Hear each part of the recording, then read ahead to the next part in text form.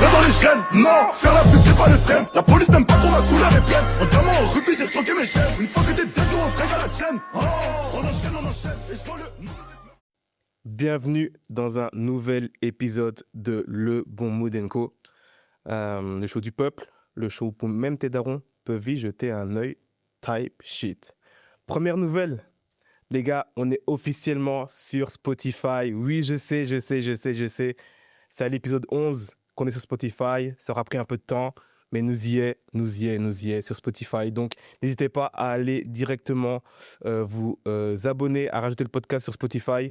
N'hésitez pas aussi à vous abonner à la chaîne, à nous noter sur 5 sur Spotify. Ça va nous aider à grossir, à grandir, à ramener des invités de plus en plus gros, avec de plus gros noms. C'est parti, hein. Aujourd'hui, invité de marque, invité de renom, toujours du 5000, toujours de ma ville, toujours là d'où viennent et d'où proviennent les talents. Aujourd'hui, dans la maison, on a Loris Virou avec nous. Bonjour, merci pour l'accueil, hein.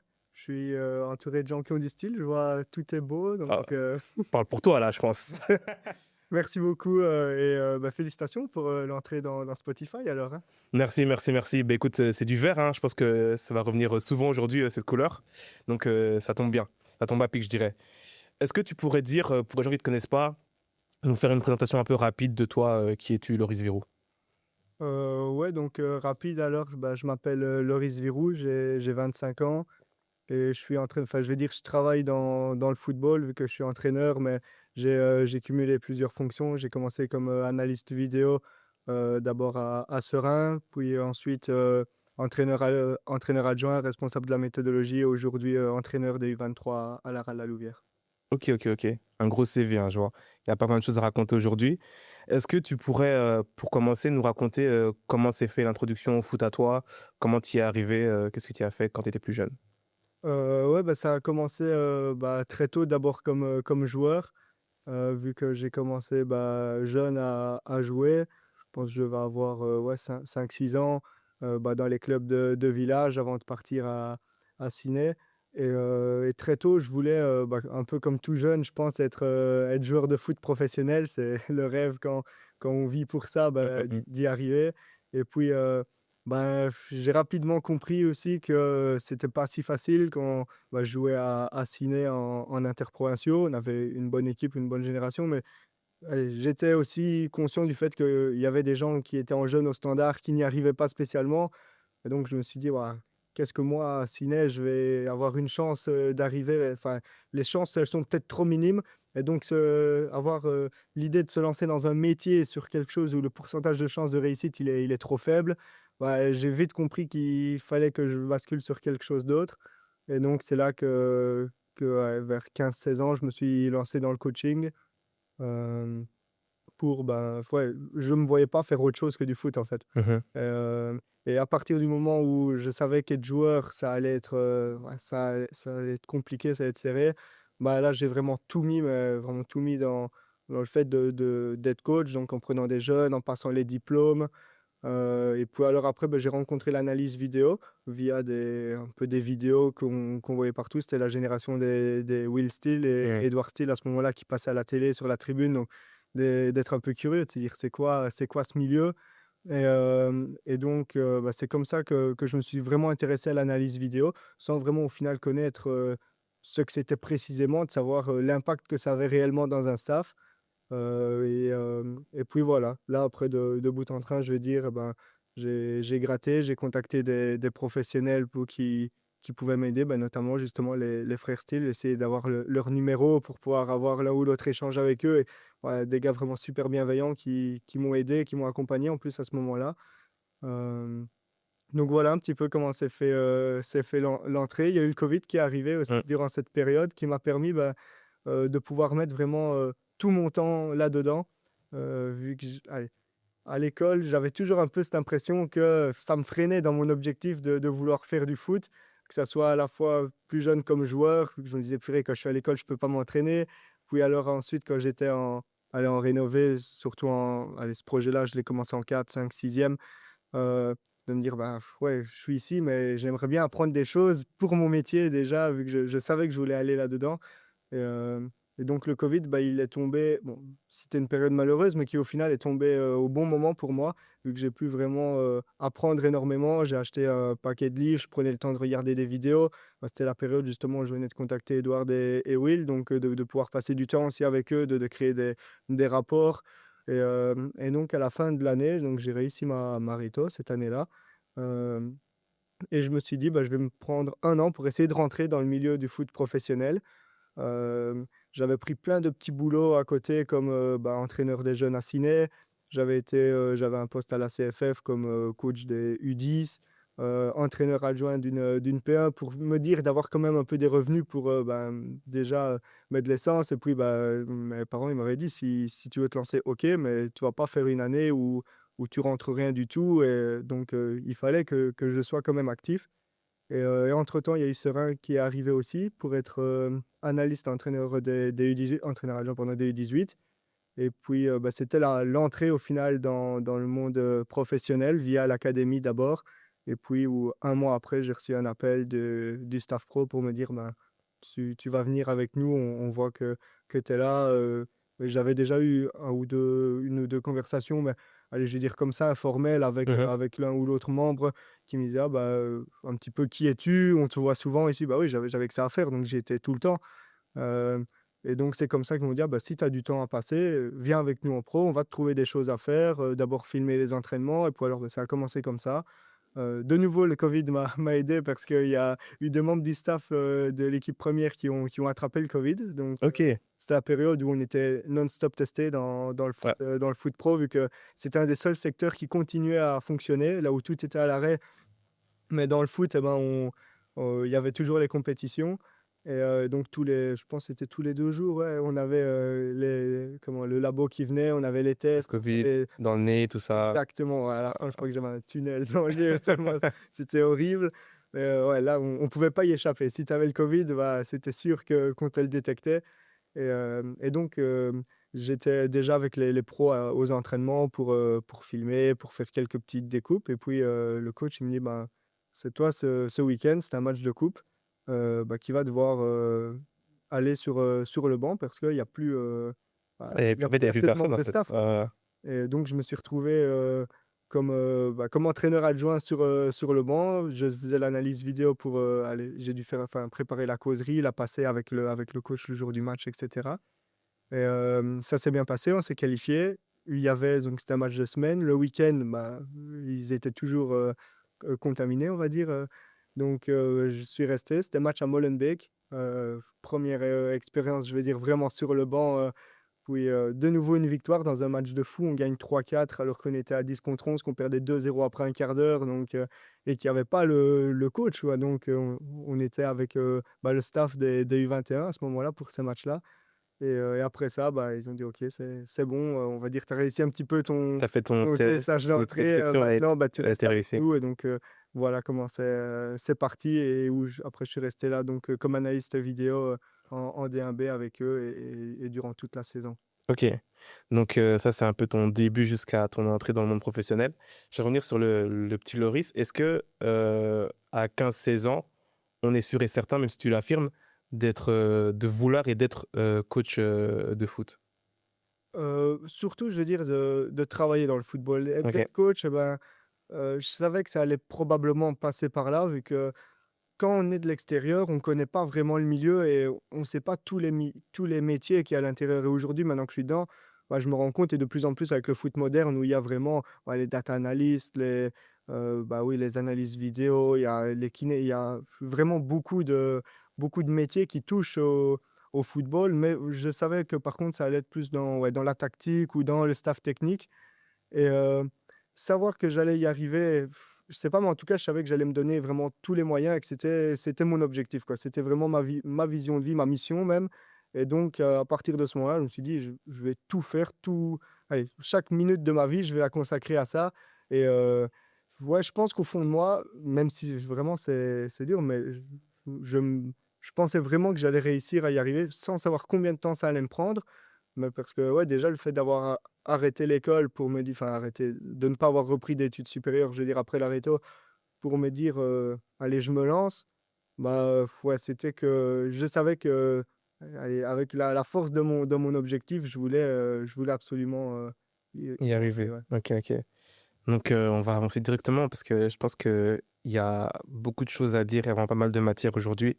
On va entrer dans le vif du sujet. Donc, saison 20-21, c'est tes débuts en tant qu'analyste vidéo à Serein. Tu m'as dit que tu arrivé à Serein via l'académie, du coup. Comment tu y es rentré? Comment tu as fait pour arriver à l'académie de Serein? Alors, il y avait le coach des 18, c'était Jérôme Collinet, qui est Synassien et que j'avais eu, bah, c'était son père qui était le coordinateur à Ciné, des jeunes, et que lui, Jérôme, bah, il venait, il s'occupait du foot élite, de Ciné également pour la CFF, et il nous donnait parfois des entraînements avec notre équipe. Et bah, étant donné que j'avais fait un stage juste avant avec Will Steele au Berscott, où bah, je l'avais un peu accompagné, bah, du fait que quand je les ai rencontrés, les 2 frères, bah, il m'avait donné des petites missions pour essayer de me faire comprendre c'était quoi le rôle d'un analyste vidéo, c'était quoi son travail, donc le code, de faire un petit peu d'analyse, créer des rapports pour le coach et ce genre de choses. Et donc je m'étais proposé à différents clubs, et bah, Jérôme en avait entendu parler, donc il m'a dit: «Bah, écoute, on cherche justement quelqu'un pour la vidéo», vu que Serein venait de passer de National 1 à 2AB, donc passer en élite chez les jeunes, et ils avaient besoin de ça pour l'académie. Et donc c'est comme ça que ça s'est fait, quoi, donc via lui. Et dans un premier temps, en plus, bah, ça tombait vraiment bien vu que j'avais pas encore le permis, j'étais en train de le passer, donc Mhm. il venait de Ciné, bon, j'étais à côté, donc c'était Ouais, c'est aussi plus ça. facile pour faire les trajets, vu que là, Ouais. c'était entre le train, entre essayer d'avoir le covoiturage, donc ouais, C'était ces petites galères du début, mais exactement. qui ont valé le coup. Tu nous parles pas mal dans les échanges que tu peux avoir lorsque tu t'exprimes dans les médias de ta relation avec Will Steele. Est-ce que tu pourrais m'en dire plus? Bon, pour ceux qui ne savent pas qui est Will Steele, c'est un entraîneur anciennement analyste vidéo, Mmh. comme toi, qui a fait ses grandes marques, on va dire, dans le monde professionnel avec Lens et Reims. Ouais, On l'a vraiment connu dans le monde francophone, surtout dans le football. C'est un Anglais, il n'est pas belge. Et sa dernière expérience était à Southampton. Est-ce exact. que tu pourrais nous en parler? Comment il est? Comment tu es en contact avec lui? Comment tu as parlé avec lui?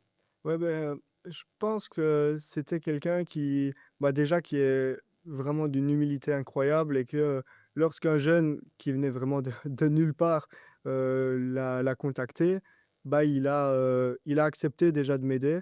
Et il probablement étant donné que son parcours, c'est justement quelqu'un qui n'a pas été joueur, enfin il avait une formation élite, il était formé à Saint-Tron, mais qui a essayé aussi de se faire, par lui-même en allant, lui-même en Angleterre, faire des formations, et cetera, pour rentrer dans le football aussi comme coach et comme analyste. Heu, qui s'est fait aussi via un peu le porte-à-porte, auprès des coachs. Il a rencontré, Yannick Ferreira à l'époque à Saint-Tron, qui l'a fait Mhm. rentrer, et qui l'a pris, après sous son aile pour le faire rentrer dans le foot professionnel. Bah, je pense il a reconnu un petit peu, une démarche, similaire à travers ce que j'essayais de faire pour y arriver, et donc il a pas hésité à m'aider. Et et donc ouais, il y avait quelques petits rapports que je devais faire, donc j'allais voir les matchs, un peu à gauche, à droite des adversaires que le Berscott allait affronter, et puis j'allais au club pour, pouvoir échanger avec lui un petit peu des rapports, donc du mien, il me montrait le sien. Mhm. Et donc ça a été une période assez, je vais dire, assez courte, mais où l'apprentissage à ce moment-là, bah, il était énorme parce que, comme je l'ai dit, je venais de nulle part. Je connaissais personne dans le foot, j'avais pas de parents, qui étaient dans le foot. Enfin, même mon père, il aime pas spécialement ça, donc j'étais vraiment, ouais, à me lancer, et je vais dire avec mon sac à dos tout seul, et d'essayer de trouver des manières d'y arriver. Et donc ouais, ça a vraiment été une personne, bah, super importante au début, parce que je pense que tout ce qu'on arrive à faire dans notre parcours, bah, ça démarre des personnes qu'on rencontre, et aussi des bases qu'on nous donne dès le début. Et en termes d'analyse, bah, je pense que c'était clairement la référence, Ouais. et ça l'est sûrement encore Si c'était pas aujourd'hui. lui, c'était son frère. Donc en Exactement, soi, c'était les 2 références dans le pays, parce que faut savoir qu'à ce moment-là, c'est seulement les débuts de, ouais, il y en a, c'est Hudl, c'est les caméras qu'utilise la fédération belge, qui étaient dans tous les stades. Donc tout le monde avait accès à tous les matchs à partir de là, où on pouvait vraiment faire de l'analyse, et ça venait de rentrer, vers ces années-là. Et avant ça, il y avait pas vraiment un analyste, pour chaque équipe aujourd'hui, alors que c'est il y a 6-7 ans. Heu, Aujourd'hui, il y a toutes les équipes ont un, 2, voire 3 analystes. À l'époque, c'était pas le cas. On était encore avec T1, T2, T3. Ouais, certains clubs avaient un analyste vidéo, mais c'était pas encore super Mhm. réputé. Et donc, bah, dans ce petit écosystème, on va dire, c'était vraiment eux deux qui étaient les. Bah, et même eux trois, vu qu'il y a le troisième frère aussi, Nico, Ouais. qu'on parle moins, mais qui est tout aussi performant.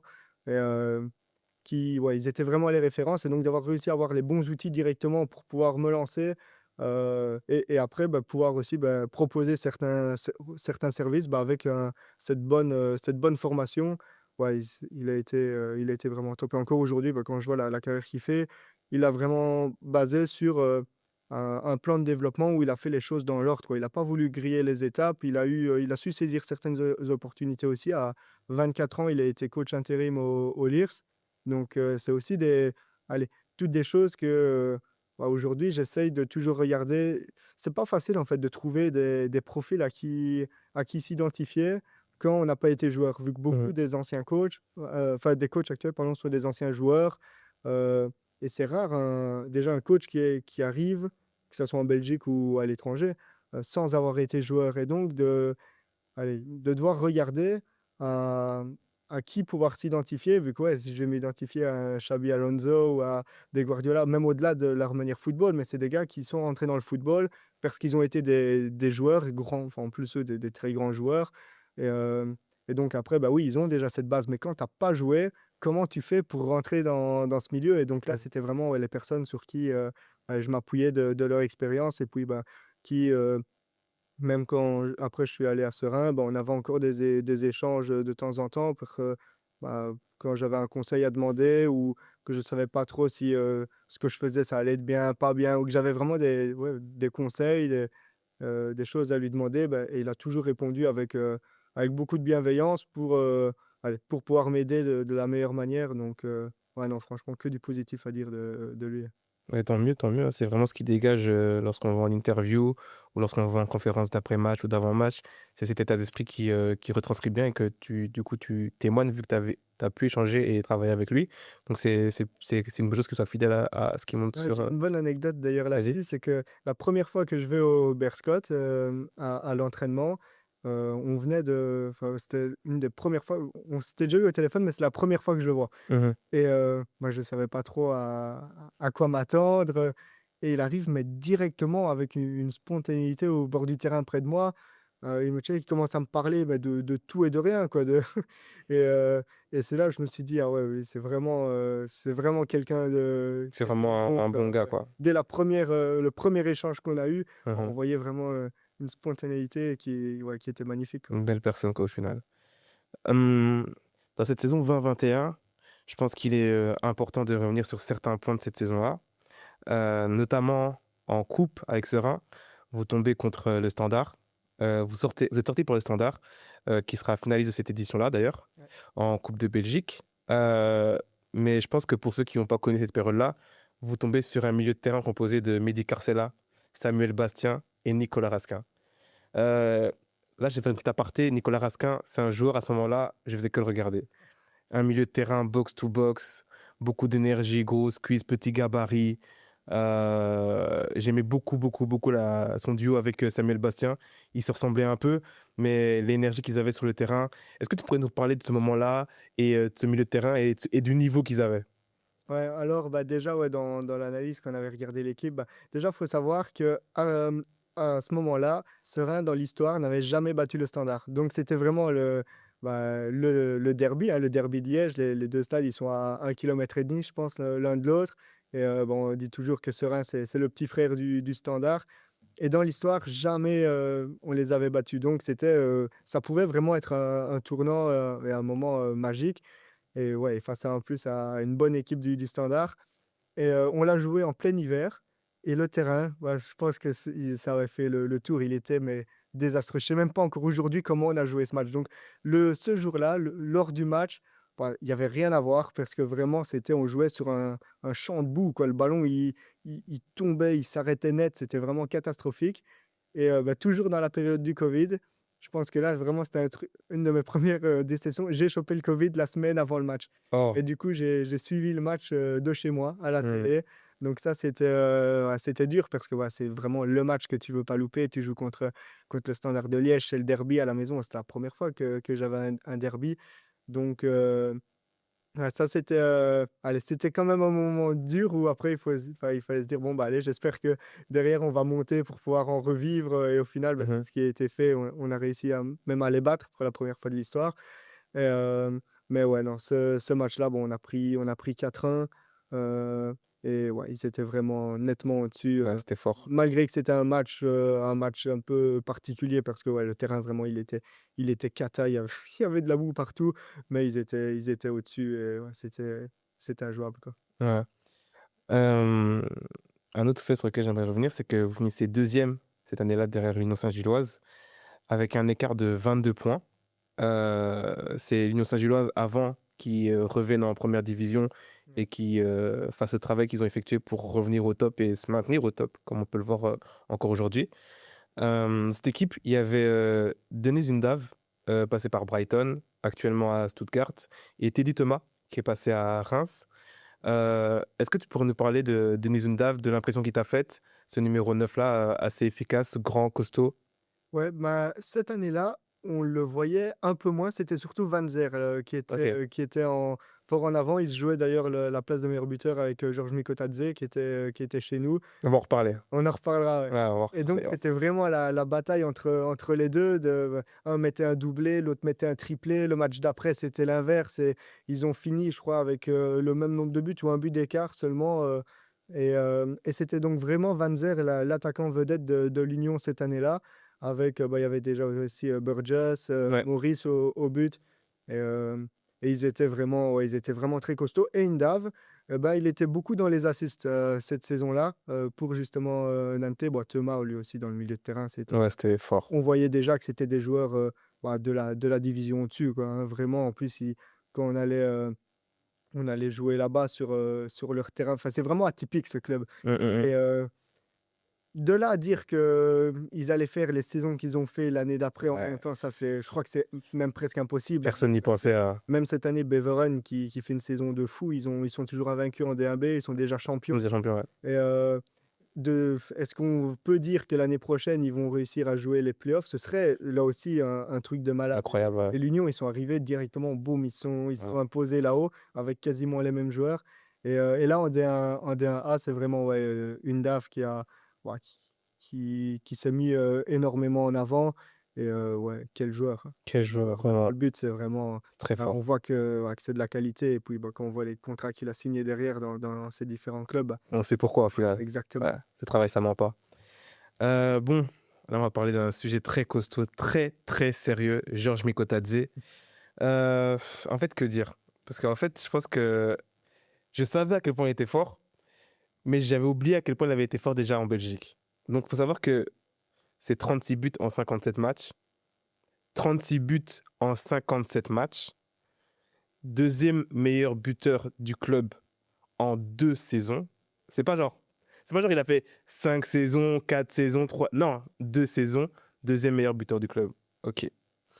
Le meilleur buteur du club en championnat sur une saison avec 19 buts, c'était en D1B. Ouais. Et là, récemment, sa dernière récompense individuelle, c'est meilleur joueur de la Liga avec Villarreal. Liga où il y a Kylian Mbappé, Vinicius, Lamine Yamal, Pedri, tous ces joueurs-là. Non, Georges Mikotadze, petit géorgien, meilleur joueur avec Villarreal. Pourquoi Georges Mikotadze, pourquoi quand il arrive, est-ce qu'on sait déjà qu'il est aussi fort? Parce qu'il faut savoir qu'il vient de Metz, puisqu'à l'époque, Metz et Sorin, ils avaient un partenariat, un deal. Qu'est-ce qui t'a choqué chez lui? Parle-nous du joueur, s'il te plaît. Ouais, encore aujourd'hui, je pense que c'est ouais, clairement le joueur le plus fort que j'ai eu, que ce soit en match, mais même à l'entraînement. À l'entraînement, la qualité, j'ai jamais vu un joueur qui marque autant sur une séance. Et s'il marque pas, c'est poteau. C'est pas qu'il frappe au point de corner ou que non, non. Et quand il est arrivé, il venait de la réserve de Metz, donc un peu comme bah, beaucoup de joueurs, ouais, c'est ça. C'était vraiment la transition Metz-Serein.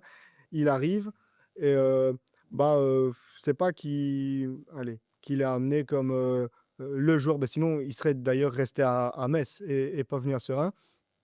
Et pour leur premier match, c'est à Lommel, il marque un quadruplé. Bon, là on se dit déjà, ah ouais, Il a Euh, quel âge? Est-ce que tu peux rappeler son âge à C'était l'époque? à 2000, donc à ce moment-là, Il a 20 piges, même 19 pas ou 20? 19 ans, ouais, Ouais, c'est ça. n'importe quoi. Il a 19 ans. Puis alors, deuxième match, je sais plus l'ordre exact, mais sur les 3-4 premiers matchs, il met quadruplé, triplé, et fait un match où il marque un goal, quelque chose ainsi. Et là, on se rend compte quand même que, ouais, que c'est un joueur spécial, et on le voit à l'entraînement. On le voit à l'entraînement, mais ce qui est, allez, ce qui est vraiment fou chez lui, c'est de voir la progression qu'il a eue. Et je pense que vraiment, il y a eu l'apport d'Emilio Ferreira qui soit tombé sur sa route à ce moment-là. Je pense que c'est pas un hasard non plus et que ça l'a vraiment aidé pour le reste de sa carrière. Vu quand on voit le nombre d'entraînements spécifiques qu'il faisait avec ou des exercices vraiment qui étaient pensés pour optimiser le joueur, que ça soit devant le but, que ça soit lui expliquer comment frapper. Ok, Georges, il avait déjà le geste, il avait toute cette partie innée, Mmh. mais de réussir à comprendre comment et pourquoi faire les choses. Et à travers ça, ouais, là vraiment, Georges, il a été mis vraiment là où il est le meilleur, en fait. Vraiment, je pense que Emilio, à ce moment-là, il a réussi vraiment à tirer le meilleur de Georges, à lui mettre à sa meilleure place, là vraiment en tant que neuf et pas spécialement comme ailier, et pour qu'il se retrouve le plus souvent face au but.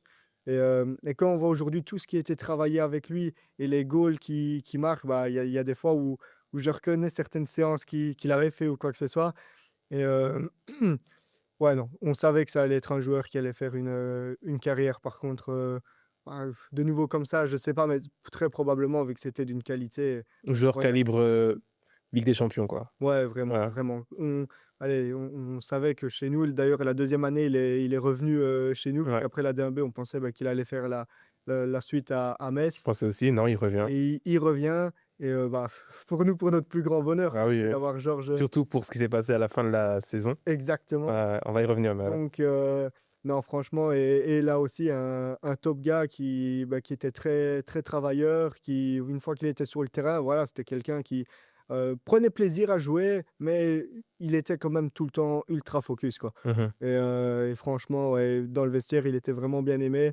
Non, franchement, Georges, c'était quelque chose, hein. Ouais, non, c'était très, très, très fort déjà dès le début, il arrive en Belgique, il saccage tout, il vient en première division, il s'en fout, Parce qu'il a toujours que pareil. 20 ans l'année où on est en Mais D1. oui, c'est Donc, ça, en fait. il Ouais, a 19 ans en D1B, 20 ans en D1A, enfin en 20, puis il va avoir ses 21. ouais. Et donc, ouais, non, puis il part à Metz, prêté à l'Ajax, il revient à Metz et il a marqué partout au final. Il a Non, tout le temps ouais, marqué. il a prouvé à chaque fois. Et non, une vivacité, franchement, juste le geste. Même des fois, on se disait, mais combien de goals il va marquer sur la séance? J'en rigolais avec lui. Je dis, purée, c'est pas possible. À un moment donné, si tu marques plus de 15 goals, eh ben, je vais te donner de l'argent. Si tu en marques moins, c'est toi qui vas m'en donner. Ouais, ouais, non, vraiment, c'était quelqu'un de très fort et je suis content de voir qu'il réussit aller comme ça parce que lui aussi, hein, après Metz, c'était Lyon, puis de Lyon, Villarreal. Donc, on voit aussi que les choses, elles ont été ascendantes Mmh. et c'est bien. Puis bon, il est encore jeune, donc il a encore Ouais, plein de belles choses à venir. ouais. Il y a 2 autres joueurs dont j'aimerais que tu nous parles dans cette saison-là. Il y en a un que j'affectionne tout particulièrement, Antoine Bernier, avec un parcours atypique. C'est pas un parcours tout tracé forcément. Il est passé par le Luxembourg où il a connu l'Europa League. Hem Et quand je le vois arriver à Serein, je me dis: «OK, on va pouvoir le voir en Belgique, au niveau professionnel, dans un cadre et dans un environnement qui change, où je pense qu'il aura plus sa chance». Est-ce que tu pourrais nous parler du joueur Antoine Bernier et ensuite d'un joueur que je pense avec qui tu as eu ta meilleure relation, je pense, c'est Guillaume Ditch? Ouais, avec Antoine, c'est un joueur où, en effet, il a eu une carrière qui formée à Anderlecht où il dispute la Youth League. Et puis alors après, un peu des hauts et des bas. C'est un joueur qui a fait preuve d'une énorme résilience au final parce qu'il est passé par la D1B, par le Luxembourg, puis il revient à Serein, un club qui est en D1B mais qui vient de National 1. Et je pense que toutes ces expériences au final lui ont permis justement d'engranger un maximum d'expérience, de vivre plusieurs choses pour arriver au final à son niveau en première division, vu qu'aujourd'hui, je pense qu'on peut dire que c'est un joueur confirmé de D1, hein. Il est à Charleroi, voilà, il fait des bonnes prestations, il est assez souvent titulaire, donc il lui a fallu le temps, mais comme quoi, au final, à force de résilience, si tu travailles, si tu crois en toi, que tu continues à allez, à faire les choses et à rester focus sur ton objectif, bah, les choses, elles vont arriver. Et donc, il n'a pas eu peur de redescendre éventuellement plus bas, mais pour faire les choses, pour pouvoir performer, pour pouvoir jouer. Et au final, bah, voilà, là aussi, ses performances, elles ont été récompensées vu que il jouait, il a pu se mettre en évidence Mhm. et il a fait un paquet de très bons matchs. Ouais, ça a été bah, durant les 3 saisons chez nous, un joueur qui vraiment sur qui on pouvait se reposer parce que, bah, il avait une régularité. C'est ça surtout aussi, on savait Antoine, on le met sur le terrain, on sait ce qu'on va avoir. Mhm. Et dans notre jeu en plus qui était quand même assez axé sur la transition, bah, c'est un joueur qui court aussi vite, avec le ballon que sans, Mhm. donc c'était vraiment un profil aussi dans lequel le modèle de jeu lui correspondait. Je pense que le modèle de Serein à ce moment-là, bah, ça pouvait, aussi lui permettre de s'exprimer. Et donc ouais, non, c'était, aussi un très bon joueur et qui aujourd'hui, ben, voilà, fait son trou en D1, quoi. On dirait, ouais. Et pour Namur, Guillaume, enfin, à la- l'inverse de Namur, ouais, c'est ça, hein. dit nantais, donc Ah, ah, ouais. Tout comme euh, un autre qui a marqué contre Mignolet, Antoine Colassin. Je pense ouais. que c'est la saison juste après, ou dans les saisons où tu étais à Serein, je pense. C'est là qu'il fait son apparition en équipe première, où il y a les Doku qui viennent et tout, Mmh. et qui marquent contre Mignolet et tout. Donc il y a pas mal de gens de Namur qui, C'est vrai, dans ouais. la région là, qui ont fait des choses. Et maintenant, toi, dans le monde professionnel, ben, ça tombe bien parce que cette année-là, vous montez en D1A. Est-ce que tu pourrais nous parler de la différence? Toi, qu'est-ce que tu vois comme différence D1A, D1B, que ce soit d'un point de vue médiatique, les lumières, les caméras, le mouvement autour du club? Quelles sont les différences que tu as notées dans cette saison-là? Ah, c'est vrai que Le niveau footballistique? c'est un monde de différence. C'est pas la même division, quoi. Après, je vais dire, au début, quand je suis arrivé, de nouveau, bah, moi, même la D1B, c'était un truc de fou, quoi, hein. Moi, la seule référence que j'avais, c'était Ciné qui, OK, avait joué en D3, enfin, l'actuel National 1, et que c'était déjà pour nous, si on arrivait à toucher ce niveau-là, en tant que petit Namurois, c'était terrible.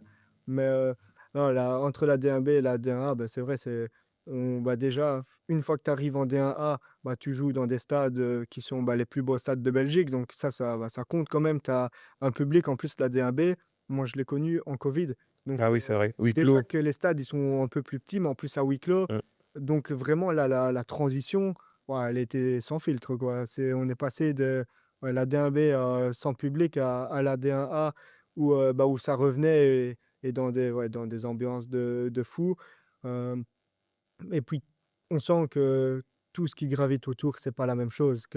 Bah, en DA, ouais, c'est ça, toutes les lumières sont figées là-dessus. Au final, bah, ouais, tu as tes résumés qui passent à la télé, ça parle de l'équipe. Bah, au niveau de la presse, c'est différent aussi. Donc, quand tu es dans un bon mood au niveau de l'équipe, ça va, mais aussi les périodes difficiles, bah, elles sont aussi médiatisées différemment. Donc, c'est vrai que là, bah, ça permet vraiment d'apprendre beaucoup de choses et de grandir au niveau des compétences parce que là, il y a vraiment chaque fait et geste qui est vraiment scruté et que tu sais que ouais, là, tu dois être dans la perfection. Parce qu'en D1B, heu, peut-être qu'il y a certaines choses qui passeront plus inaperçues. Une fois que tu es en D1A, voilà, on attend la perfection de tout le monde, Ouais, quoi. tout est sous les feux des projecteurs, L'exigence, c'est ça. Et pas droit à ça l'erreur. aussi, je pense que c'était une chance, c'est de pouvoir y arriver assez rapidement.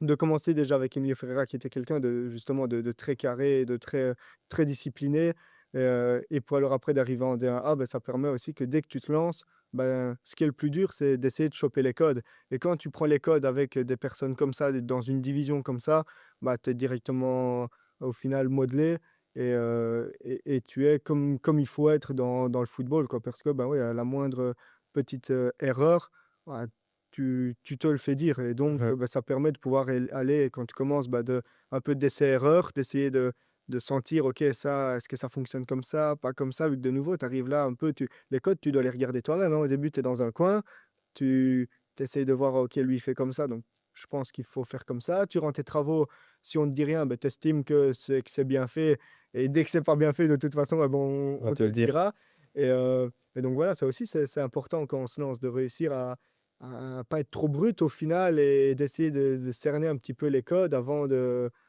avant de pouvoir faire les choses avec affirmation et donc de pouvoir être arrivé rapidement au D1, ça a permis aussi de les comprendre. D'accélérer l'apprentissage, de pouvoir, se développer plus rapidement, que ça même pour le rester serein ou toi-même personnellement dans ta carrière et c'est une chose, plutôt positive. C'est notamment tu vis et expérimentes ta première période de mercato estival.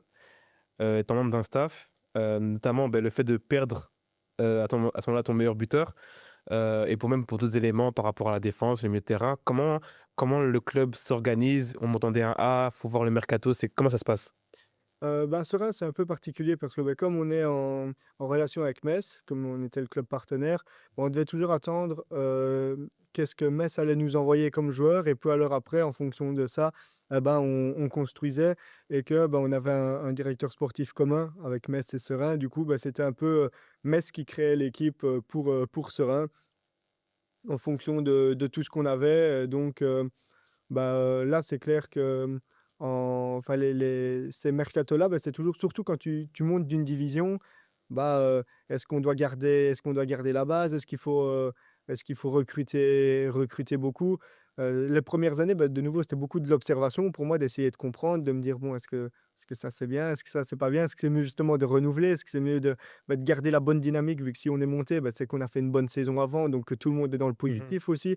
Donc d'essayer de comprendre ces différentes choses-là et puis aussi en tant que membre de staff, les périodes de transitoire, vu qu'on a des contrats d'un an généralement dans le football et là aussi c'est quelque chose les premières périodes, d'une saison à l'autre et où, au fur et à mesure des années, ouais, tu les gères pas de la même manière, quoi. Ma première année, je m'en souviens, j'étais parti en vacances, sur la fin, donc juste avant de reprendre. De nouveau, pas spécialement beaucoup de notions de ce qu'il faut faire, pas faire et j'avais toujours pas renouvelé mon contrat pour l'année d'après et donc je suis parti en vacances sans contrat, sans savoir si j'allais recommencer à Serein la saison d'après en D1 ou pas, et où mes vacances, je les ai passées plus au téléphone que vraiment à décompresser et puis, une fois que tu reviens, cette saison-là, j'ai recommencé la saison. J'ai signé après une semaine, parce qu'il fallait voir, quel coach allait arriver. Est-ce que le coach, il va venir avec son staff, avec, son analyste ou pas?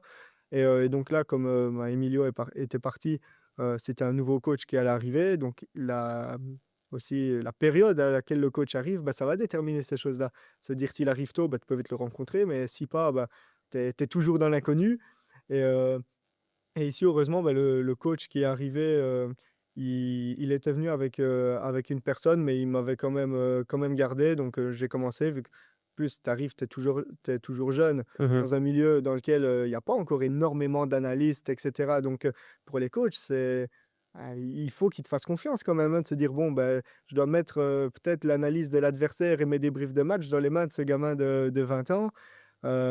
Donc ouais, tu pas le temps. Tu as 1 ou 2 semaines pour vraiment prouver, pour montrer que tu es là, qu'on peut s'appuyer sur toi, que tu vas faire le travail, que tu vas être, là aussi quelqu'un d'efficace et dans la continuité surtout. Donc ouais, non, ces mercatos-là, les fois d'après, directement que la saison est finie, je pars tout de suite et ainsi au moins, C'est ça. tu es plus à l'aise, une fois que la saison reprend et puis pour préparer aussi, vu qu'une saison, ça se prépare, à l'avance, ça Ouais, se prépare pas, le jour où on revient sur le terrain. Donc ouais, c'est toutes ces choses qui, au fur et à mesure du temps, c'est normal de faire des erreurs quand tu commences et après, c'est de réussir à s'en rendre compte s'adapter, corriger et et rectifier le tir, c'est ça quoi. tout le temps. Et dans cette saison 21-22, en coupe, vous tombez contre Anderlecht. Là, c'était, Standard, c'est Anderlecht. Ouais. En huitième de finale et dans l'équipe, on retrouve, Jari Verskaren, Joshua Zirkzee ou encore Francis Amuzo. J'ai vérifié, mais en fait, l'année d'avant, Doku était déjà parti. Donc, du coup, vous n'êtes pas tombé sur Doku avec cet Anderlecht-là. Est-ce que tu pourrais nous parler de ce match et du joueur qui t'a fait la plus grande impression? Et je pense qu'à ce moment-là, avant que Doku parte, c'était Doku. Mmh. Mais avant que Doku arrive en équipe première et tout, il y avait déjà Jari Verskaren. Et tout le monde parlait de Jari Verskaren. Je me rappelle même qu'il avait déjà fait sa première apparition en équipe nationale belge. Donc, est-ce que tu pourrais nous parler un peu de ce match-là? Ouais, d'ailleurs, je l'avais oublié ce match, mais directement que ça m'a dit, je me suis rappelé, c'est au penalty, Ouais, on est éliminé au penalty, c'est la c'est ça. première séance de tir au but que je vivais et un match qui commence, on mène 2-0 très rapidement. Je pense qu'après une vingtaine de minutes, on mène 2-0, doublé de Georges encore et et puis, bon on y croit du coup à ce moment-là. On se dit: «Purée, on va peut-être sortir, Anderlecht en coupe de Belgique» et bah, Zirkzee, il avait été bon. Lui, je me souviens que c'était quand même, c'était costaud quoi, hein. Il venait du Bayern, Ouais, en prêt. numéro 9 c'était un jeune talent du Bayern, et ouais, quel joueur quoi. Techniquement, c'était quand même vraiment très fort et Everschieren, c'est vrai, on en parlait beaucoup et c'était vraiment le genre de joueur un peu à la Vermeeren qui lui aussi nous avait très impressionnés. Heu, bah, tu le voyais pas énormément, mais tout ce qu'il faisait, il le faisait vite et bien parce que, bah, petit gabarit en plus, bah, nous quand on jouait à Serein, bah, c'était quand même, des matchs assez physiques, et il voyait à l'avance et il arrivait à se mettre dans des situations dans lesquelles il n'avait pas besoin justement de rentrer dans le duel. Le nombre de scans qu'il prenait à la minute, c'était vraiment ultra impressionnant.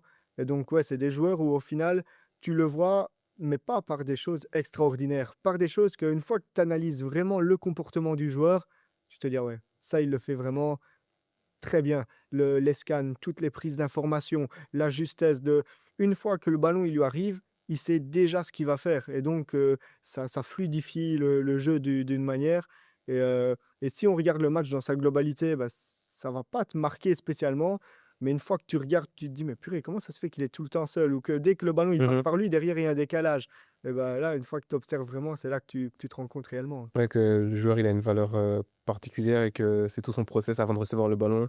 Qu'est-ce qu'il va en faire, qui va beaucoup plus vite que la moyenne et qu'il arrive à exécuter beaucoup plus vite que la moyenne aussi et c'est des choses qui, font la distinction entre ces joueurs-là. Cette saison-là aussi, vous jouez le maintien, Mmh. donc vous venez de monter. Ce qui est logique pour la plupart des équipes, c'est de jouer le maintien la saison d'après en première division.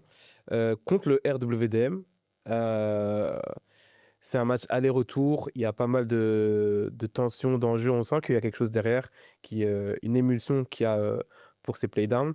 Est-ce que tu pourrais nous raconter, l'envers du décor derrière un maintien, l'enjeu d'un maintien, et surtout la décision que tu prends après, la saison d'après? Là, c'est vrai que c'est dur parce que, c'est vraiment là, en termes de pression, tu es au max.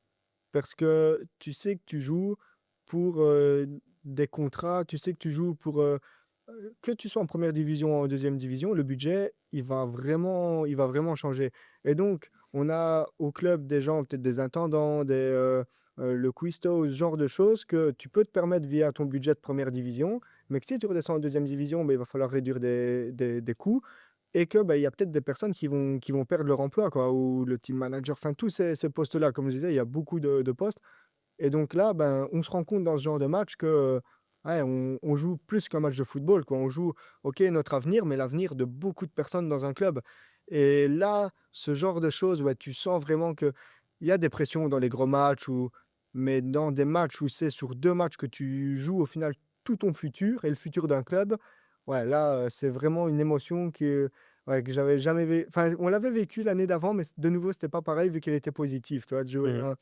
À un monter. barrage pour monter, où là, ben, on avait tout à gagner, même si en effet, de nouveau, si tu montes, si tu montes pas, ta vie, elle change aussi parce que le fait de pouvoir accéder à la première division, ben, comme on le disait tout à l'heure, c'est de nouveau où tu peux être, on te voit beaucoup plus. Mmh mh. Mmh. Mais là, le fait de jouer aussi pour un maintien, ben, c'est dans l'autre sens.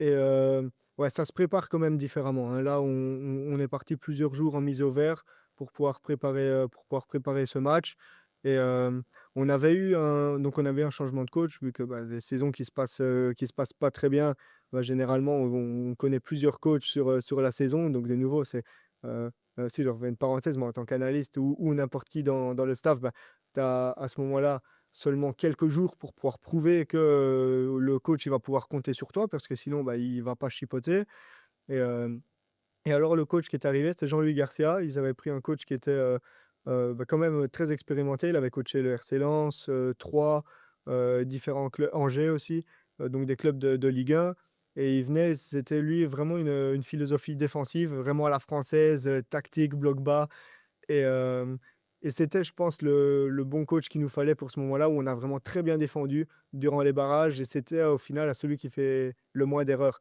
et Mmh. s'il te fait une erreur, bah, elle se paye cash et fais en sorte que l'adversaire, s'il veut créer quelque chose, il fasse quelque chose à la perfection, mais donne pas de cadeau. Dans ce genre de match, c'est vraiment ça et on l'a très bien fait. On gagne le match 1-0, le match aller 1-0 là-bas à Molenbeek Et puis le match retour, bah, voilà, on savait qu'il y avait pas besoin de stresser. On avait ce but d'avance et c'est vraiment ce que avec le staff, on a essayé de mettre en place, beaucoup. C'était: «Soyez calme, c'est vous le club de Mhm. première division, vous avez joué toute la saison là, en plus vous commencez le match chez vous avec un but d'avance» et c'est vraiment fort psychologique, je pense, ce genre de match. On avait, déjà en amont.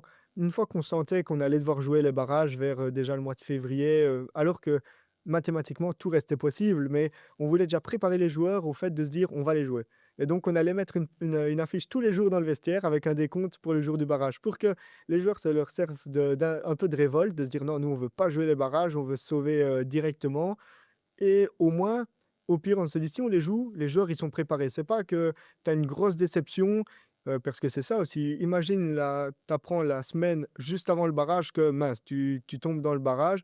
Ah, psychologiquement, tu as déjà du négatif. Ouais, Tu ça es met un coup, déjà hein. comme dans une défaite, alors que tu as encore ton sort entre les mains. Nous, on voulait vraiment éviter ça et de se dire: «OK, bah, on voit qu'on va vers le barrage, on s'y prépare déjà. L'objectif, c'est de pas finir dernier, de pas être descendant, direct et si on est au barrage, ben, on a, toutes les cartes en main pour pouvoir se sauver et c'est ce qui a été vraiment bien fait, je pense que niveau, gestion émotionnelle, on l'avait bien préparé ce match et puis après, bah, par contre, il y avait eu les fameux incidents où les supporters sont montés sur le terrain, Mhm.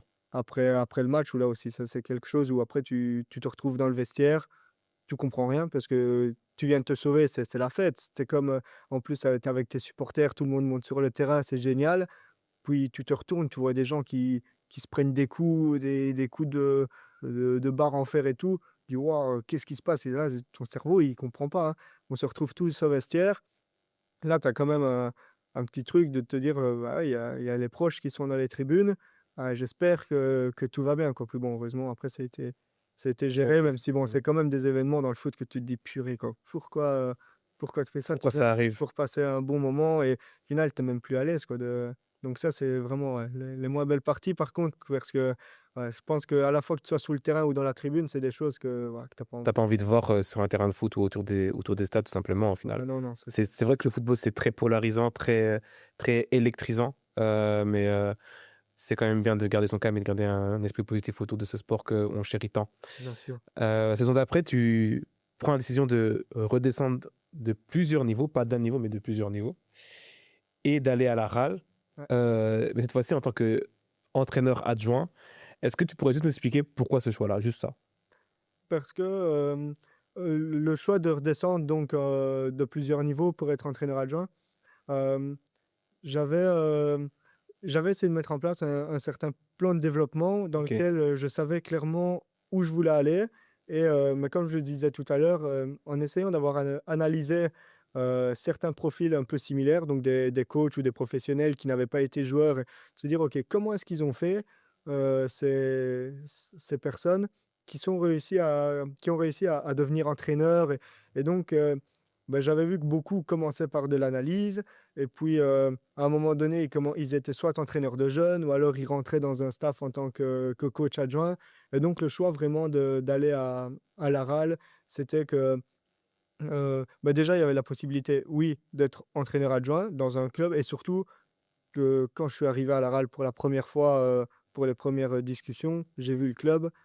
Waouh, c'était, les installations, le professionnalisme qu'il y avait là. En fait, c'était pro, mais juste pas avec la licence. Exactement. Ils étaient déjà dans un mode de fonctionnement ultra professionnel, mieux, même presque plus pro que certains clubs Certains pro. clubs pro, hein. Et une fois que je suis arrivé là, ah, je me suis dit: «C'est magnifique. Pour ma période dans laquelle je suis au niveau de mon développement, c'est là qu'il faut que j'aille», avec des personnes comme, Nicolas Frutos, comme David Verwilgen qui quand tu parles avec, tu vois qu'ils ont plein de choses à t'apprendre, qui croient aussi en la vidéo parce que, OK, j'y vais comme entraîneur adjoint, mais je reste, un fervent défenseur de la vidéo et pour moi, c'est ultra important de l'utiliser et là, il y a des caméras sur tous les terrains, un nombre de logiciels data incalculable et c'est vers ça que je voulais aller vu que pour moi, c'était ma vision du football, moderne. Mmh. C'est que, je voulais en fait réussir à comprendre comment ils fonctionnent les grands clubs.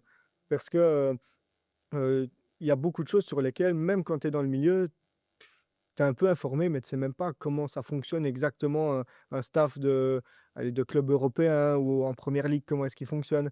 Je me suis dit: «Ah la râle, avec ces personnes-là, avec ce cadre-là, c'est là où je vais pouvoir apprendre le plus de choses et pouvoir me rapprocher en tout cas de comprendre comment fonctionnent les staffs qui ont vraiment accès à tout ça, quoi.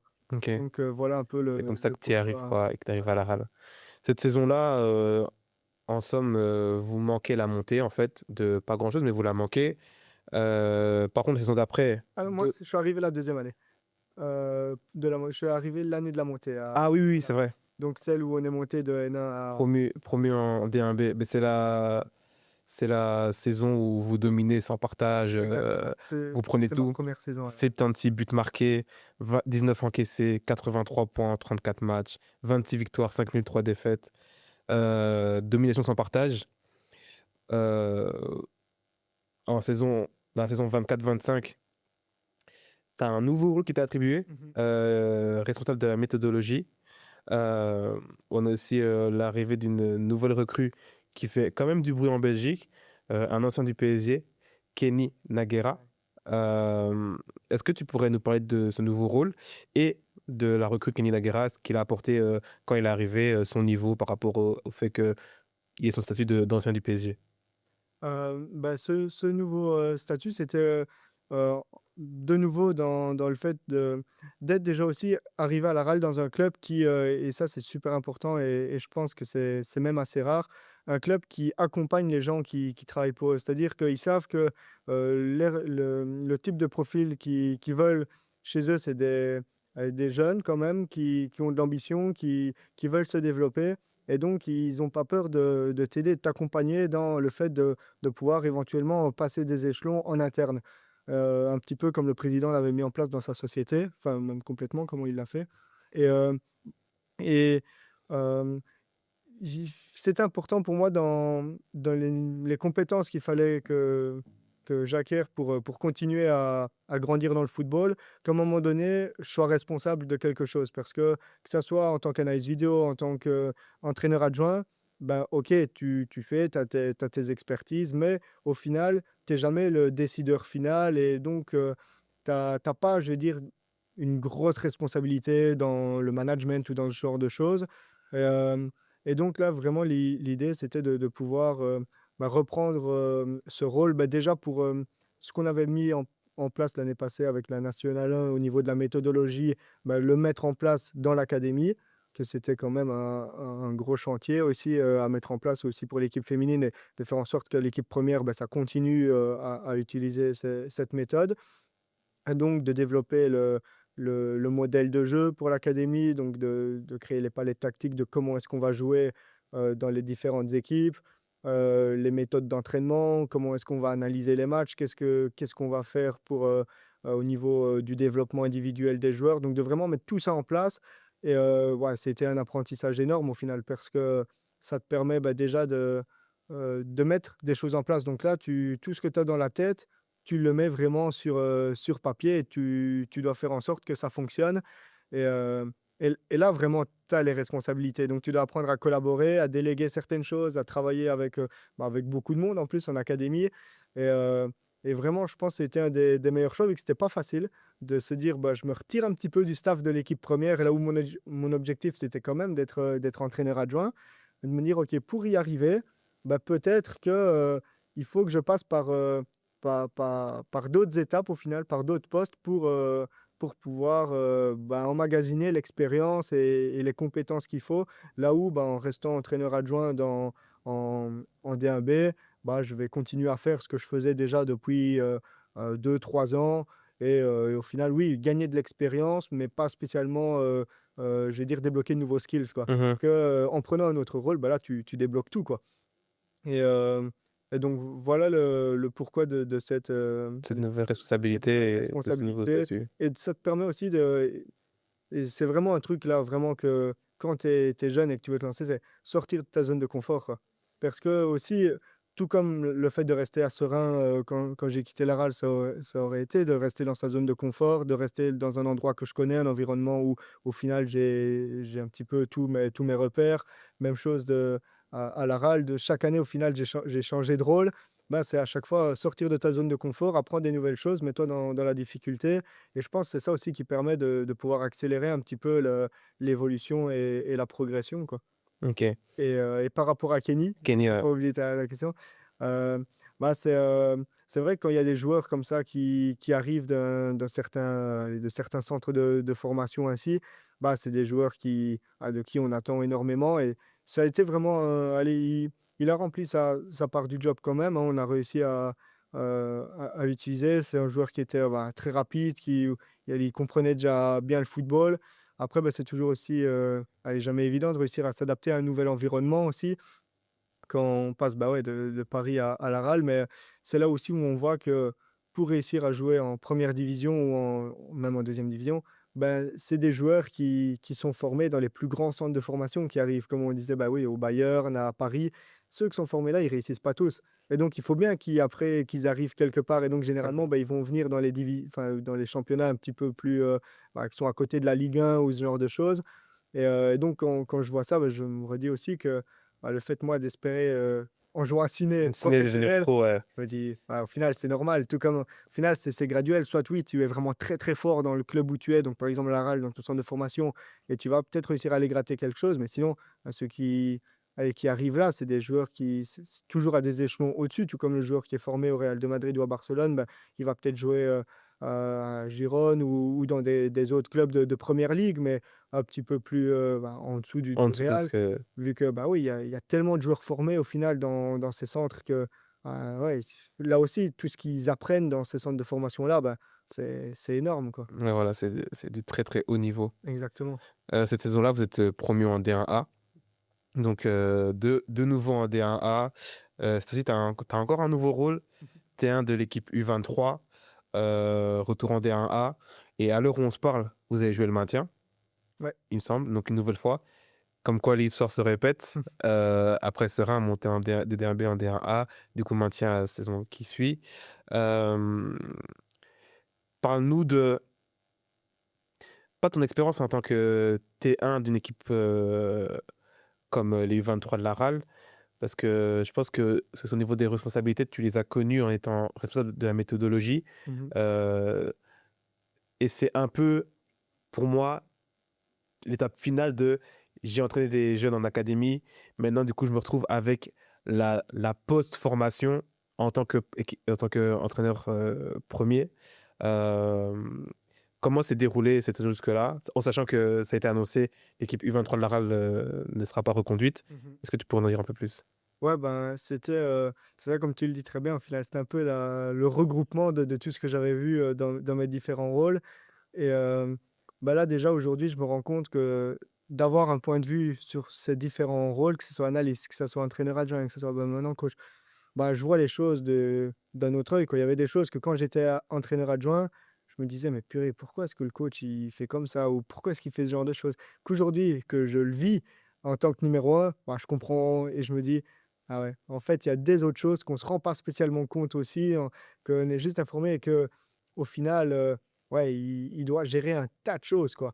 Et donc, bah ouais, de gérer la post-formation, bah, ça permettait, bah, de faire déjà le lien un petit peu entre, l'équipe première et l'académie, hem, pour pouvoir, ben, tout ce qui est les montées, les descentes, il y a si les pros, ils ont besoin d'un joueur à l'entraînement, bah, de savoir, OK, qui est-ce qu'on va envoyer? Ils ont besoin de faire jouer un joueur de l'équipe première, bah, OK, donc de fluidifier tout ça, de mettre en place vraiment une structure avec cette équipe U23 vu qu'on l'a vraiment construite comme une deuxième équipe, professionnelle quasiment. On avait un staff d'une dizaine de personnes, dont Anthony Vandenborg d'ailleurs fait partie, Floriano Vanzo, Quentin mon PV. Enfin, vraiment, on est vraiment beaucoup.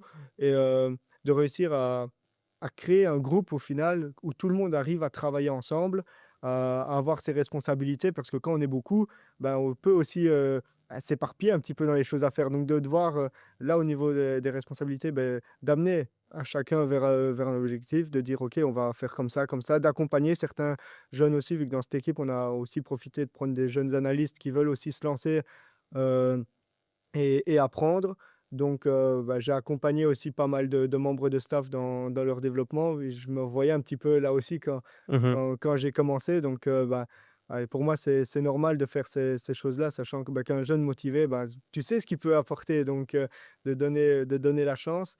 Et, et puis, bah, c'est ça, d'accompagner ces jeunes qui sont bah, dans une période où, au final, ils ils sont dans la période un peu entre ouais, équipe première, ils commencent à découvrir le monde adulte aussi.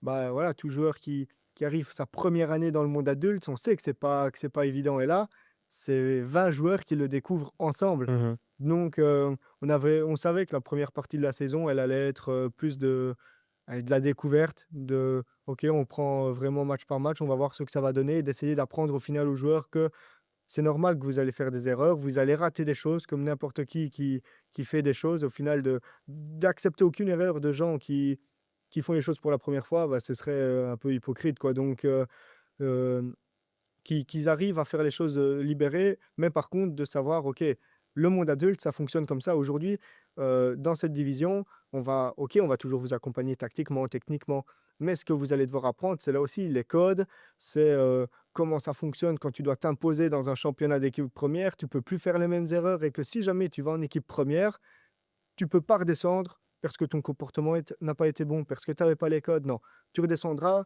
parce que peut-être il y a un manque de qualité technique ou Ouais, quoi que ce ce sera soit. le Et ça, on niveau. va continuer à Ce bosser. sera le football et pas autre chose. Exactement.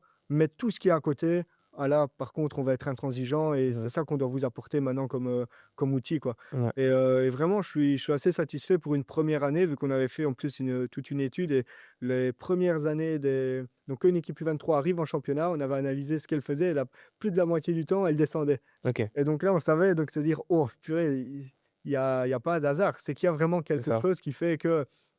Et, et on a fait un premier tour, on a fini 8e, je pense. Donc, dans milieu de tableau, on était un peu ventre mou, on était capable de faire des très bonnes prestations, puis de faire des matchs moins bons. Allez, c'était un petit peu. Enfin, il n'y avait pas vraiment de régularité.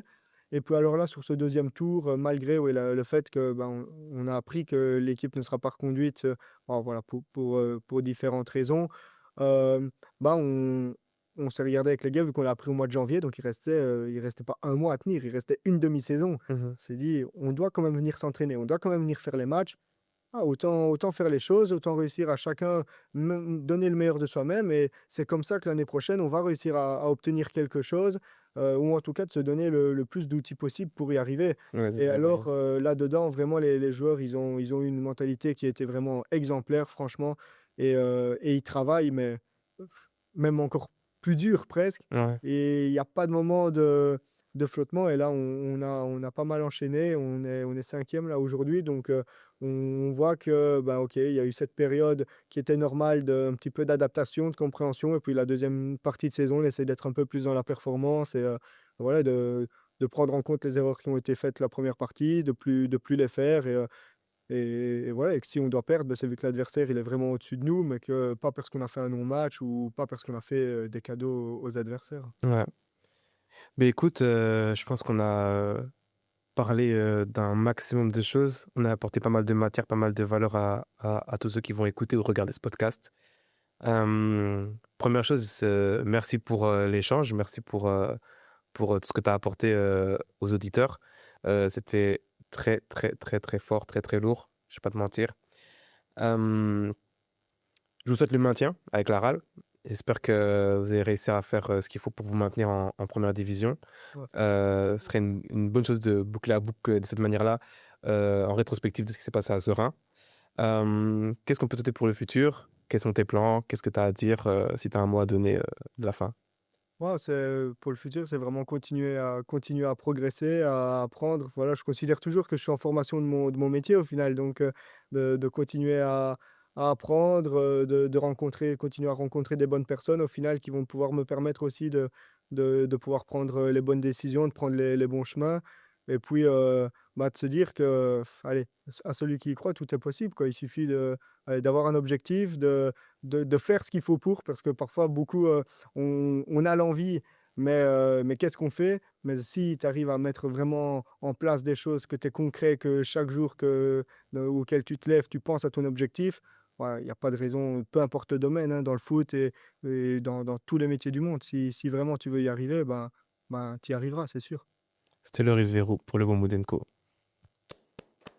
C'est beaucoup.